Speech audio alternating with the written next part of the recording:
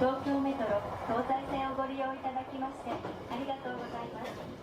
この電車は浦安、東洋町、日本。Alors moi je suis Gabriel de la Chapelle, je suis photographe depuis une dizaine d'années et je travaille essentiellement dans le domaine du portrait, du lifestyle, en faisant beaucoup de séries à l'étranger, en voyageant énormément. Alors moi je suis Varam Muratian, je suis directeur artistique et travaille sur énormément de projets graphiques et institutionnels et je fais aussi des livres illustrés. C'est une série, donc Tokyo Solo, qu'on a réalisée avec Varam l'année dernière. Et l'idée, c'était de saisir en fait des moments d'intimité, isoler des gens dans une foule, dans une ville tentaculaire qu'est Tokyo, faire ce contraste avec des millions d'âmes et pourtant on en choisit une qu'on mettra en lumière avec une lumière déportée. Et ensuite, la scénographie et l'idée de l'exposition, c'était de mettre en parallèle deux séries. La série des taxis qui sont assis et qui attendent un client et toutes ces personnes debout. Donc les photos sont en portrait et ces personnes-là vont peut-être prendre un taxi, vont peut-être aller prendre la Yamanote Line, d'où le son de l'expo, vont peut-être aller chez quelqu'un et en tout cas, il y a peut-être une rencontre qui va se passer. Mais c'est 38 millions de personnes dans cette ville et autant de possibilités. Et voilà, c'est avec cette espèce de microcosme dans l'expo des 12 portraits qu'on a mis en scène qu'on a voulu raconter cette histoire.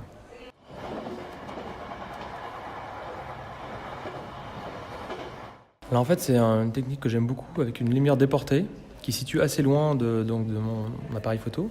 Je travaille toujours avec un assistant.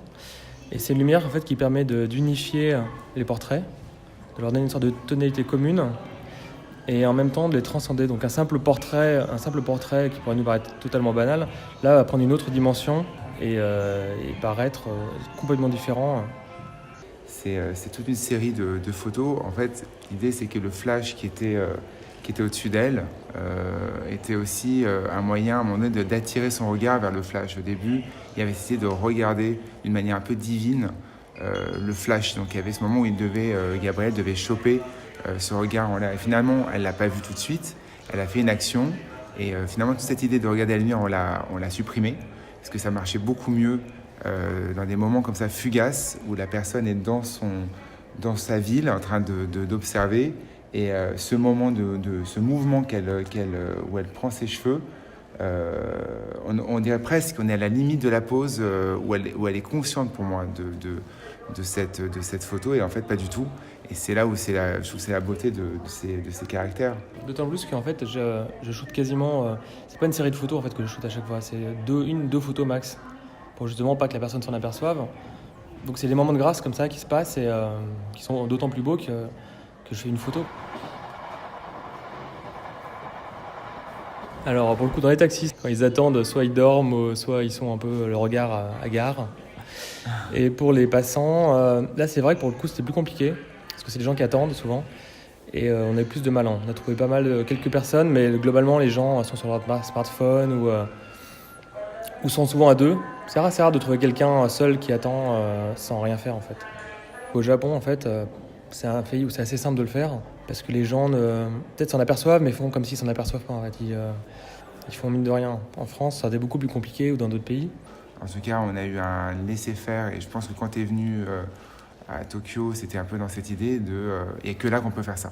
C'était un peu ce que tu m'avais dit et effectivement, on n'a jamais eu même pour les taxis, il y avait la police juste à côté, on avait le matériel, personne ne nous a dit quoi que ce soit. C'est vrai qu'on a l'impression d'une liberté dans la prise de photos. C'est le moment de ces gens qu'on a rencontrés, qu'on verra peut-être jamais, qu'on verra sûrement jamais d'ailleurs. Mais c'est ça qui m'intéresse en fait. En fait, on a presque l'impression que c'est des images intemporelles.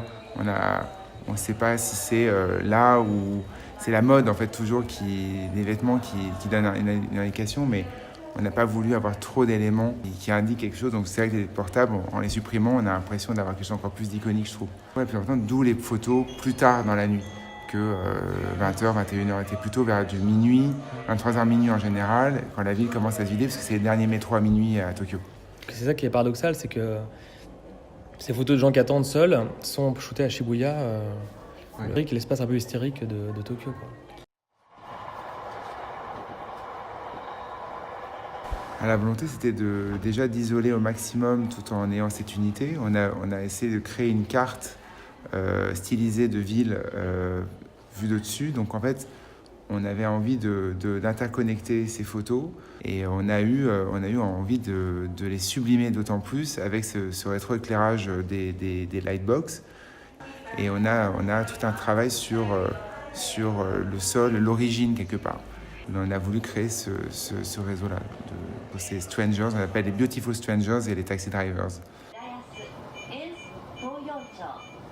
For stations in between, please change trains at the next stop.